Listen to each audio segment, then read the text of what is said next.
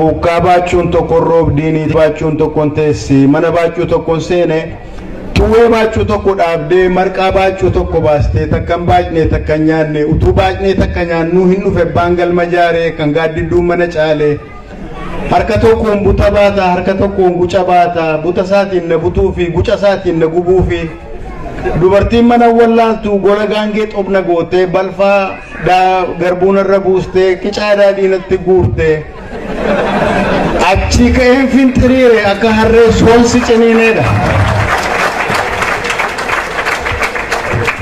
Isaan kun walaloo warra nuyi boodii jennee moggaasuu dandeenyudha jechaadha. Garabaa ribaaldeedha fakkeenyaa fi qomoo walaloo kanaas akkuma isa kanaan duraa waa'ee dhiiraaf dubartiiti haa ta'u maleessa inni kun xinnoo ishee isan of ukkaamse sanarraa kaasa. Fakkeenyaa fi dhiifama naa godhaa maal nama natti jaarsa miinaan jechuu dandeessu yoon kana dubbisu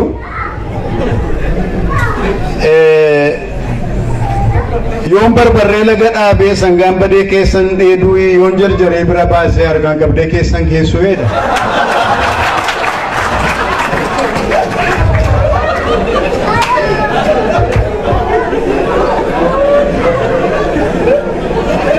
Yookaan sirba Haayiluu Disaasaa yoo yaadattu ta'e mucaa bareedduu sana dubbisanii siree faamilii irratti kuffisanii akka muuzii irraa qoncisanii akka warra garii baatu irraa shubbisanii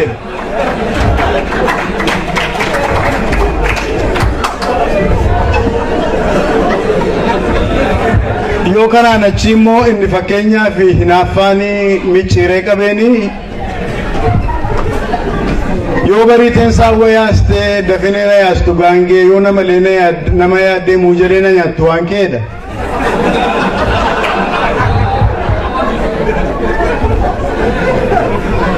Isaan kun hundumtuu isa Salamoon dhiyeesse sanaa fi afaan Oromoo kana hundumaa horeera sani jedhe fakkeenya akka ta'uufani malee isin fuuldura dhaabbadhee jaarsa salphaa ta'uuf miti.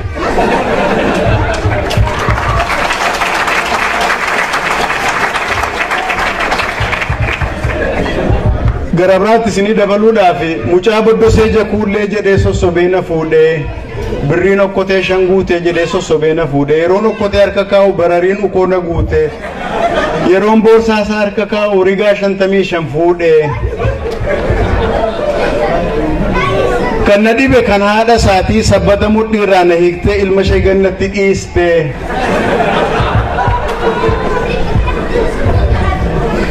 isaaf hin dubbisu. Adubbifamoo sabbata mudhii irraa na hiiktee ilma ishee gannatti dhiiste agguudduu lafatti dhiibee haduutuuf natti gannatti dhiibee anin duune galata waaqii wantichoo safara isaati ciiseen ilaale karaatu turee mi'aa akka baaduetti.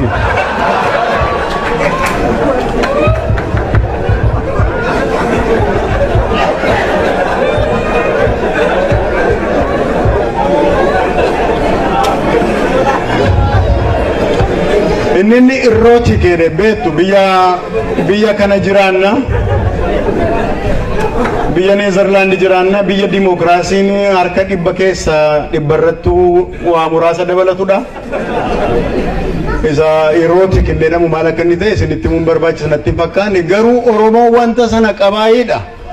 Afaan Oromoo keessa waan akkasii jiraayi yoo jechuu yoo baruu barbaanne fakkeenyaaf tokko isinii kennuu nan danda'a. Laki baa qalbii sireen naan cabdii sireen koo siree sooyyamaa obboon koo galee dheekkamaa laki baa qalbii kuni isa irrootiif jedhu sanan walumatti qabaatti Oromoon qoosaa qabaayii ni jennee gaafanne egaa kunumti mataan isaa qoosaa ta'uu danda'a garuu waa tokkoon isinitti hima qoosaa durii qotee bulaa biratti odeeffaman ijoollee qotee bulaati baay'een keenya gaxariitti guddanne baadiyyaatti guddanne waa baay'ee dhageenya inni baadiyyaatti dubbatamu isa magaalaatti dubbatamuuf badaa mi'aawta inni magaalaa keessaa immoo isa baadiyyaatiif badaayyuu mi'aawta garuu tokkoon isinitti hima yookaan lamaan tokko qoosaa duriiti abbaa faadhatu maa isaaniitti jiru yuu mucaa gurguraan tokko ulaa baneetti seena jennaanii afaanii mi'aawu afaan ijoolleetiin abbaa maal hojjettaa innaan haadha kee jilbishee dhukkubnaan jilba kootiin sukkuumaa fi jiraa jedheen mucaan deebii kan argatee gara hasaasaatti fiige deebi'ee guyyaa kaan isaanii taa'ee irbaata eeggatutti mucaan dhufee abbaa hamma irbaanni qaqqabutti ayyeedhaaf kaatee jilba keetiin jilba ishee sukkuumtuu fi jedhe gara biraas ni dabalee abbaa warraa faada warraati haati warraa dhukkubsatanii sireerra waggaa yeroo baay'ee turaniiru gaaf tokko akka fedhettuu lafaa kaanii biddeen wayii qopheessaniif nyaachisuuf jedhanii ennaani gamaaf gamana bidda gamaaf gamana tuutaanii haati warraa akkuma fedhettuu gad jedhanii too bidda fuufanii gad jedhnaan abbaa manaa qaami isaa daaraa tuqee argu maali abbaa warraa koo hundattuu fayyitee naman taatu jettanii daaraa keessa suuqtanii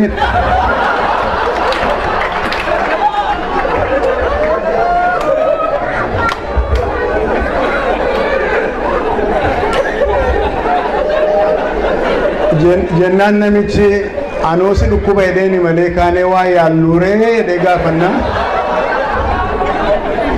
waan qoricha ta'u beekuu hiikaa malee itteedhan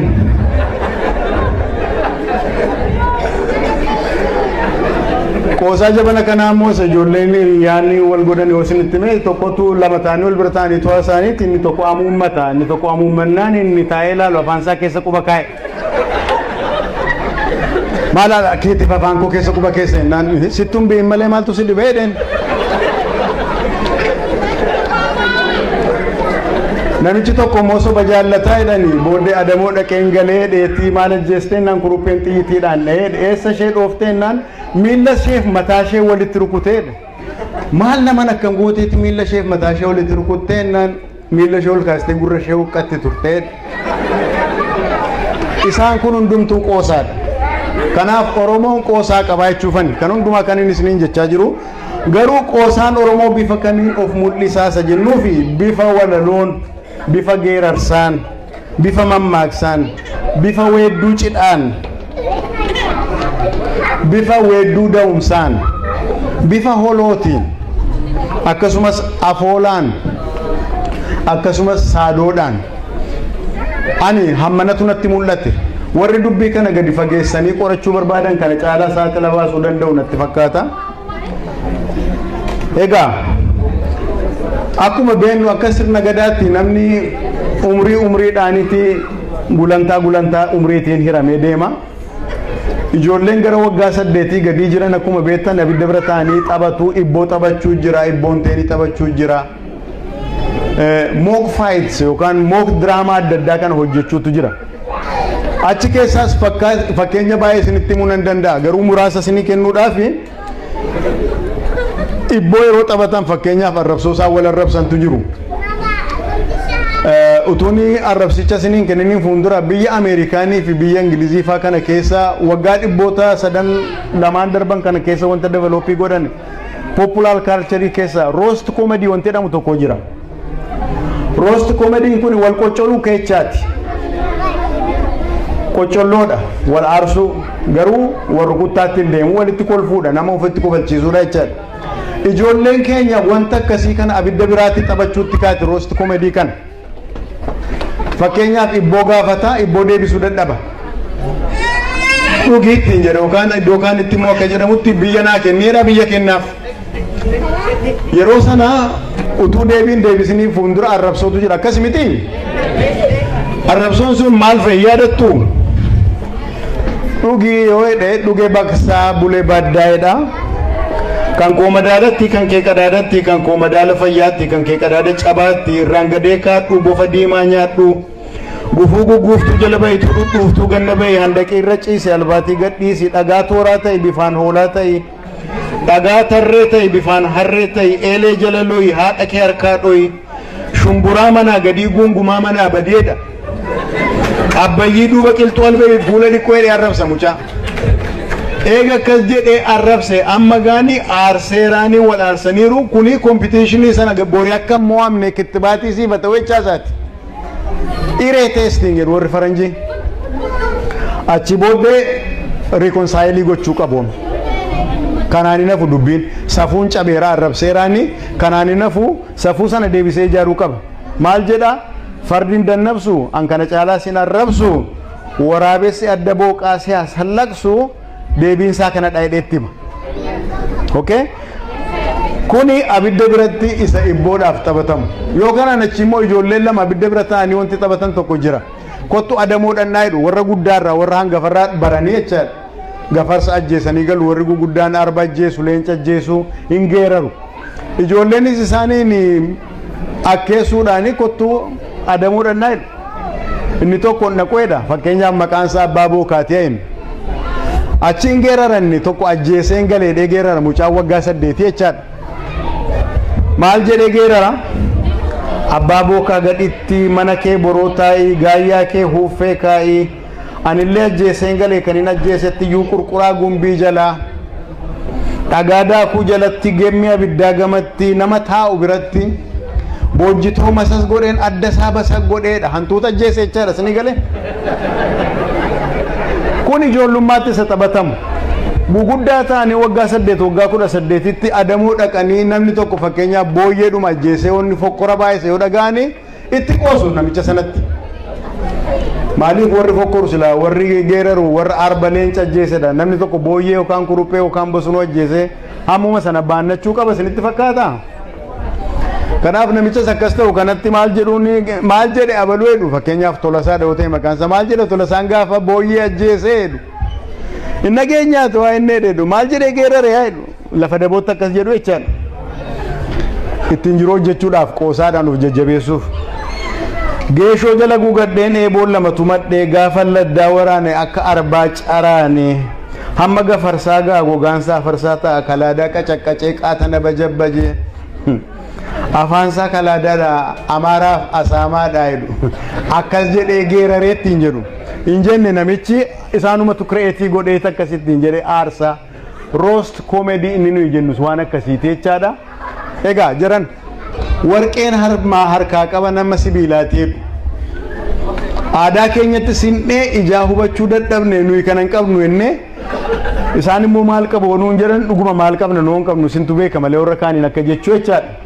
Kanarraa waaqayyoon waa oolchu qabna waan baay'ee qabna. Fakkeenyaaf weedduu cidhaa keessatti yeroo wal arrabsanii nuyi durbeen keenya nu durbeen waayyuu yoo bishaan dhaqne yoo qoraan dhaqne yoo dhiira garree karaarraa gorree mee darbaa jennaa jedhu. Garuu durbeen isaan sanaa jedhu durbeen warra abaluu yoo bishaan dhaqxe yoo qoraan dhaqxe yoo dhiira garte kosorruu jetti olgorruu jetti soqolluu jetti hudumaa jetti maal hin dhumaa jetti. Yoo kanaan achi immoo yeroo isaanii bakka wal fuudhanii galanii bakka dhaquuf malan sana galgala sana yeroo dhaqanii utuma intalli waa tokko iyyuu godhin maa jedhanii aarsuun muka qottoo xiyyee akkati qophoofte obboon hin qophoofne lukan sochoosiyye ittiin jedhu. Mammaaksaanis jira. Mammaaksaanis wanti nama kofalchiisan baay'eetu jira. Nama kofalchiisaa wanta ergaa dabarsan fakkeenyaaf laftis bayeessa jette jaartiin sireerraa kufteedhan kun mammaaksadha. Waakaa'uun hin badu jette jaartiin durbummaan hafteedhan kunis mammaaksadha. Kaleessa nannana qabanii har'a huuboo qoonqoo namurani anoo qunxuraan dhume jette intalleedhan. Hiddi ka'ee hiddan beeku ijoollee garaa gara naa eegaa jette jaartiin jedhan. Isiniin galle mini? Isinii galeera shoo? Akkas ollaa gaafadhaa. Wal dha'ee na dha'aa jedhe namichi gabaa baqateedhan. Lafattuu natti gamaanii kooraasii olitti yaabaa jedhe namichi jedhan waaqaan jechuusaati. Egaa kanarraan waggaa 8 al tokko yaadattu yoo ta'e yookaan warra dubbistanii beektanii buttaa wanti qalan jira bara buttaa gaafa buttaa san waggaa 8tti al tokko jaarsi yeroo inni itti safuu cabsuudha. safuun sun hartuma isaa wanta dhagaamee hin beekne jedhu haadha manaa isaatiin yookaan dubartii ollaatiin wanta inni jedhu wanta gurri namaa hin fudhannedha. Ammatti amma yeroo yaannutti jechuufan yoomi kan kana saalfachuutti kaana eega amantee bakkeedhaa dhufan kana fudhachuutti kaana amantee islaamaa amantee kiristaanaa eega fudhachuutti kaanne wanti kun safuudha kun akkasiin jedhamu jechuutti kaana. Haa ta'u malee yeroo sanatti waggaa 8 al tokko akka garaa isaanii dubbatu jaarsoliin jaartiitti jechaadha. Maaf akkas godhu jedhanii yeroo jaarsolii bulan gaafannu sababi isaan kana godhanii fi yoo nuyi kana goonu ta'e dargaggeessatu intala sodaata leeyya'a qaanaa kanneetii sodaatu waadha shan fakkaatu sayyidan beektu akkas jechaadha. Kormatu goromsa leeyya'a qaanaa generational continuity tu citaa boqqollootu sandaabu xaafiitiin daraaru yoo nuyi akkasiin goonu ta'e dhaniitii sodaatu jedhama. Egaani ammaaf nagaa hedduu galatoomaa.